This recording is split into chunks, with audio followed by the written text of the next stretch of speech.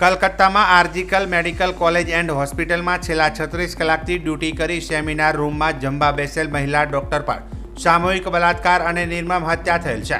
આ ઘટનામાં કામની જગ્યા હોસ્પિટલમાં જ મહિલા પર આવું ઘીન કૃત્ય બિલકુલ સહન ન કરી શકાય, જેના પડઘા સમગ્ર ભારત દેશમાં પડી રહ્યા છે તેમજ દેશભરમાં ભારે રોષ જોવા મળી રહ્યો છે।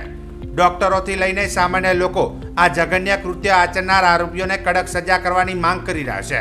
ત્યારે થરાદ ઇન્ડિયન મેડિકલ એસોસિએશન દ્વારા આવતીકાલે 17/8/2024 સવારે 6 વાગ્યાથી 18/8/2024 સવારે 6 વાગ્યા સુધી એટલે કે 24 કલાક સુધી ઓપીડી અને રૂટીન કામકાજ બંધ રાખી કામગીરીથી અળગા રહેવાનો નિર્ણય લીધો છે।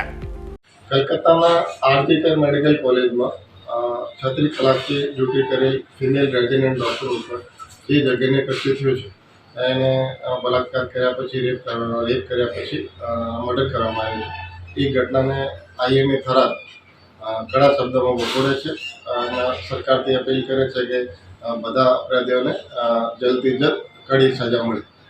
આ ઘટનાના વિરોધમાં ઓલ નેશનલ લેવલ ઉપર આવીને સ્ટ્રાઇક ઉપર ઉતરે છે। 17/8/2024 સવારના 8 વાગ્યાથી 18 તારીખના સવાર સુધી બધી જનરલ ઓપીડી અને રૂટીન સર્વિસીસ બંધ રહેશે। એમ આપાતકાલીન સેવા ચાલુ રહેશે। બધા વિસ્તારથી અમે અપીલ કરીએ છીએ કે આ ઘટનામાં અમારું સમર્થન આપે તાકી આવી ઘટના વારે ઘડી ના થાય।